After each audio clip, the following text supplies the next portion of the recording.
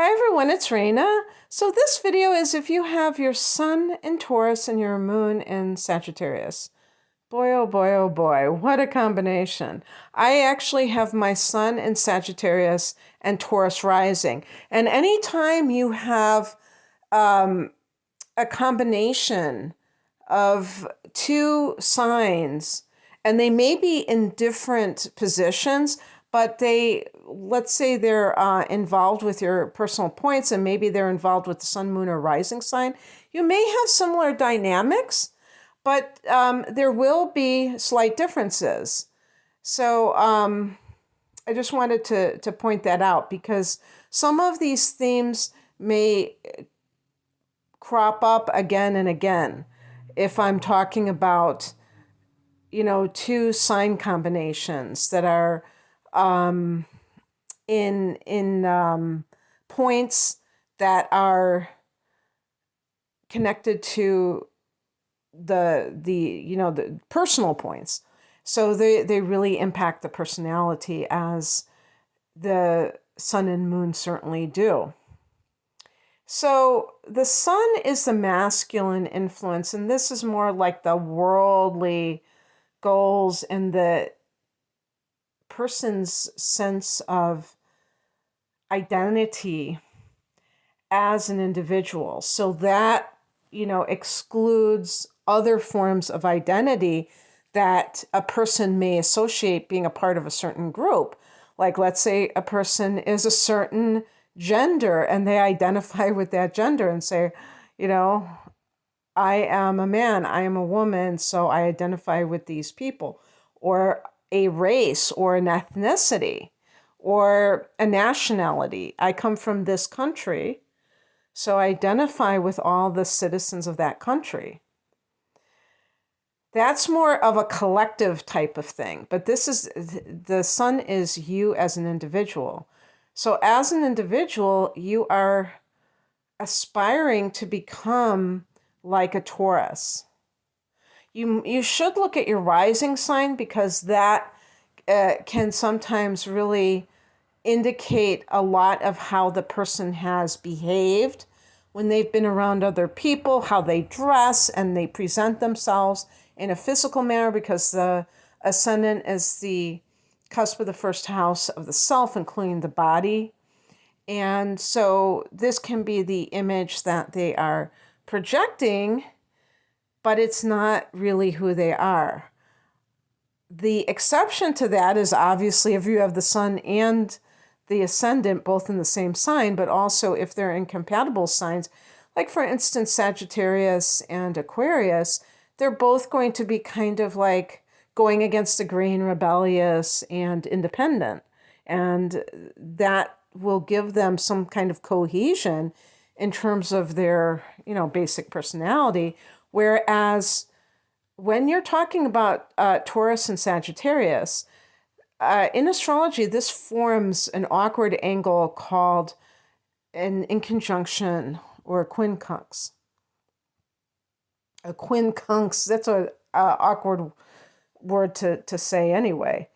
And it's 150 degrees apart. Now, not every combination like this will be an official quincunx, because sometimes you have an early degree sun in Taurus and a late degree, you know what I mean? Actually, if you have an early degree sun in Taurus and like a late degree moon in Sagittarius, you might actually have a trine, because it would be like almost being a Capricorn. So they would look at it like that.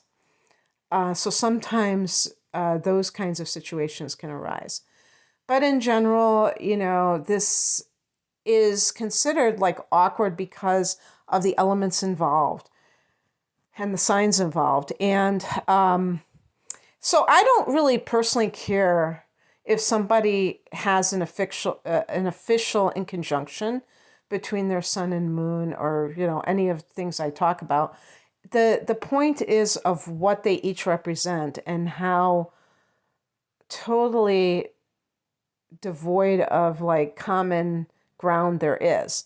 But I have pointed out in past videos with other sign combinations that formed in conjunctions that sometimes there's actually this common ground between the two signs. So that is not always how I feel about it, but I really feel that there is quite a lot of awkwardness with this sun-moon combination in general. So the sun in Taurus, Taurus is a fixed earth sign ruled by Venus.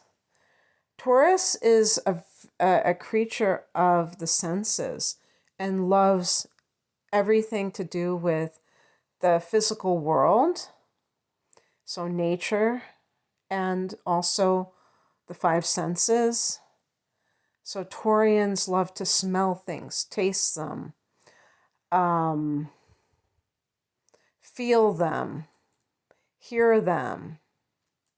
What's the fifth one? I can't think of it. Well, you know the drill. The five senses. And maybe smell. I know I said touch, right? But yeah, so Taurus is also the first earth sign. So there's a very kind of like a young quality, an innocent quality about the Taurus person, very straightforward. I think that's one thing that I would say about Sag and Taurus is that neither one of these signs wants to put up some kind of facade. And yet the rising sign can be a bit of a facade sometimes. So Taurus is, the Knight of Pentacles in the minor arcana of the tarot and the Empress card in the major arcana. Both of these cards are connected to the material world, to abundance, to, dealing with, Taurus rules the second house of earned income. So dealing with money. And Sagittarius is the last fire sign. So the idea of the first and the last, and of course there's middle signs too. The season of Sag is winter. The season of Taurus is the spring. So you have that youth that's associated with the spring and the elder associated with the last four signs of the zodiac, which are the winter signs. And these confer some sort of wisdom because they're, they've been around the block. Sagittarius is a sage, sage, ninth house, higher, wisdom, higher learning, religion, philosophy, God. So can you see where I'm going with this? You have this creature of the senses who's connected to the world, and then you have the sage. So right then and there, you see the things that are so diametrically opposed. The moon is how we feel safe. Okay, and some signs, if you had the moon in Taurus instead of the sun, you may, want to amass a savings account so that you feel safe with the money in the bank. The person who has the moon in Sagittarius isn't like that because Sag is ruled by Jupiter and Jupiter is very optimistic. So the typical moon in Sagittarius person is more adventurous. That's really how they feel safe, is by having the opportunity to have adventures. If this sort of person is held back, kept back, they can actually be in a position where they feel unsafe. They don't have that freedom because Sag really loves freedom. So a person with this combination is really, there's like a very strong dichotomy here between possessiveness, which, because Taurus rules the second house, which is not only the person's income, but their possessions, they can regard the people in their life as their possessions, including their spouse, especially their spouse, because, hey, they've got this document and they've got this symbol, this ring. So there you go. That's proof that this person belongs to me. And so suffice it to say that a Taurus person is very unlikely to shack up with someone, if you want to call it that, live with someone, because they want that guarantee. They want to know that that person is theirs. And they can prove it if they have a document, something they can put in their hands that they could look at. Again, engaging the senses. And what was I going to say? I was going to say something about that because obviously, as we know, that isn't enough. There are no guarantees that just because you get married, that you're going to stay married. But within this own person's very core personality traits, because the moon is so important in the personality, they have this side to themselves that wants freedom. So you can see that this is very problematic in a sense. Actually, I was thinking about it, and I think that Jack Nicholson has this combination. Jack Nicholson, I don't know, I think he was married before. I know he's had some famous girlfriends, or at least girlfriends. I don't know how famous they were, but I don't know if he ever got legally married. But his son is like actually very close to Aries, I think. I think it's like April 22nd. So if he is actually a Taurus, it's probably like 0 degrees or 1 degree of Taurus. But anyway, and I'm just, pointing out somebody famous who did give this kind of had kind of this wild image. So it could be that there are some people with this combination that resemble more of the Sagittarius kind of a vibe. And that will be also due to the fact that your sun being Taurus means that your personal planets like Mercury, Venus, and Mars might be in Aries, because it's fairly close to where you are. So that right there could make you much more like fiery than earthy. And fire can be unstable. And by the way, when I say unstable, I'm not talking about emotionally unstable necessarily, where the person is just kind of not together emotionally. I'm just talking about that the person doesn't necessarily want to stay in one place. They love to expand, roam around, keep moving. Taurus is like the rock. The bull is pretty placid most of the time. I think that's what I'd like to think, until it is provoked. But it does have that strength within itself to do what it needs to do. So when your sun is in Taurus, you're approaching life from sometimes a self-indulgent kind of a place. And this is another thing that you would have in common with the moon in Sagittarius, is a tendency to be overly indulgent. And with Sag, this might even go back to childhood, like overeating, or because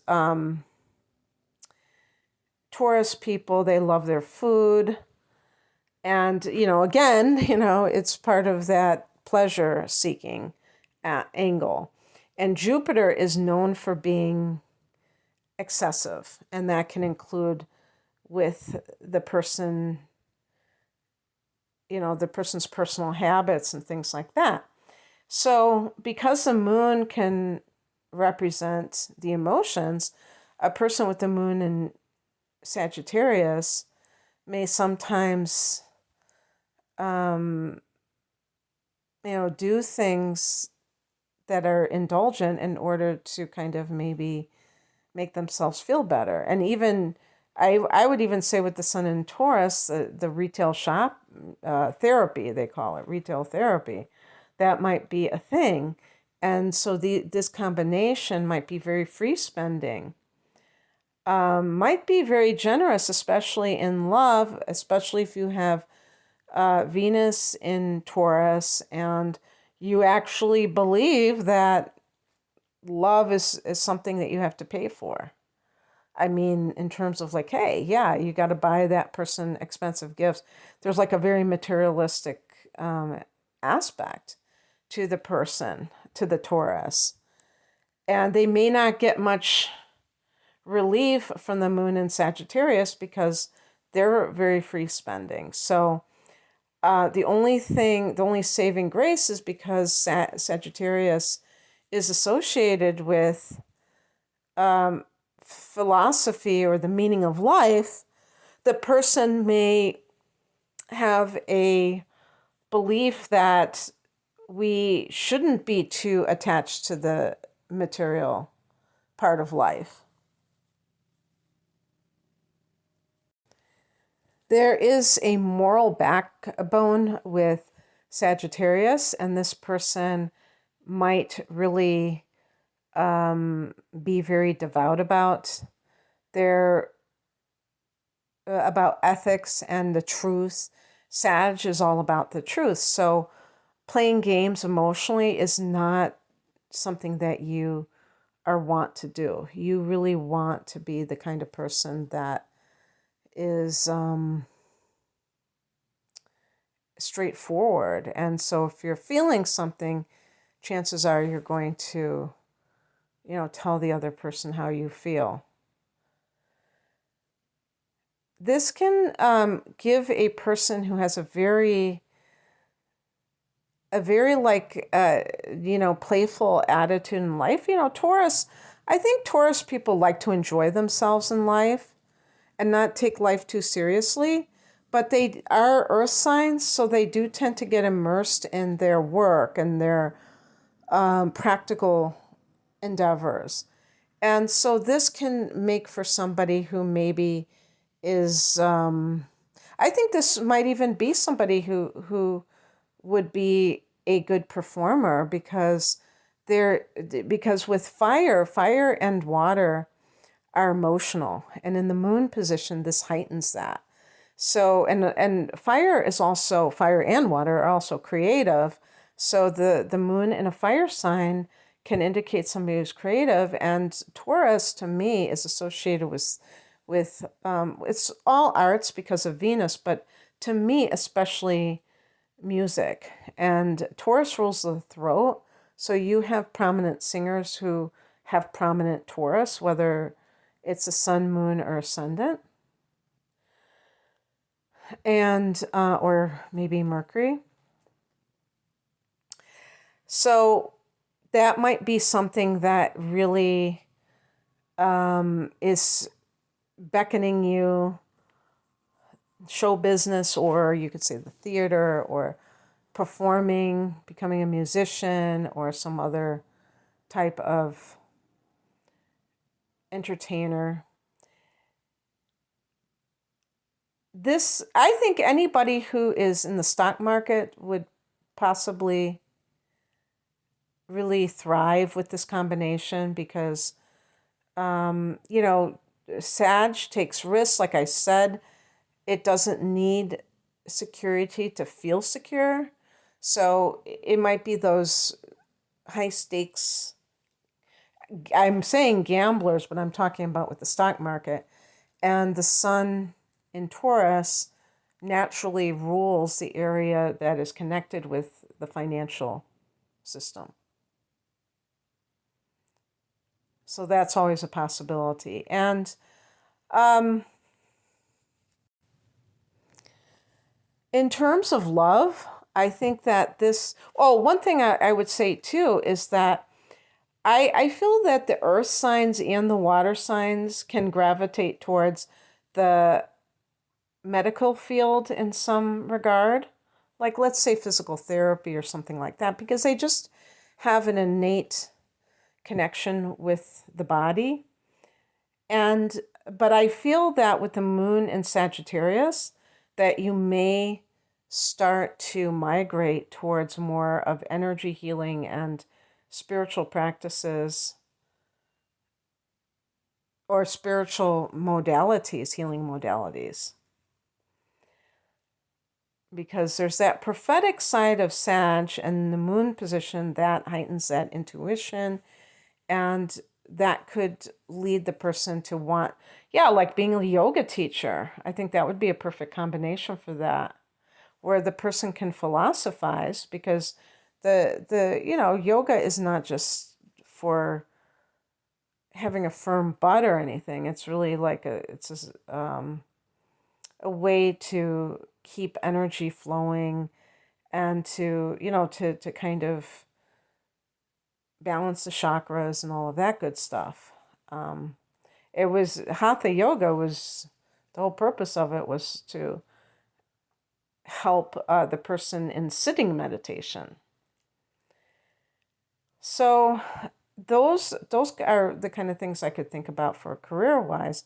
For in terms of love, that's where things can get a little hairy, because you might be like of two minds. You might want a white picket fence and you want a white raft to go whitewater rafting somewhere.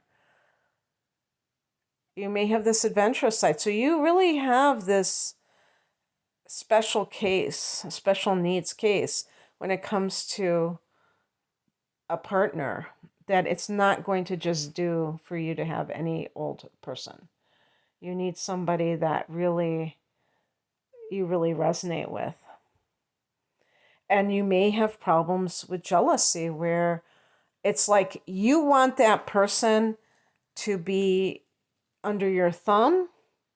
And this could be a woman to a man too. It's not just a man doing this. A woman could do this very easily. But then you want the freedom to do what you want to do. So it could be completely hypocritical. But I feel like if you can find that perfect someone, that person could be a life partner for you, because, Taurus is very steadfast. All right, so that's what I have for you. I hope that this resonated. If you would like a personal reading, the link is below. Take care. Bye.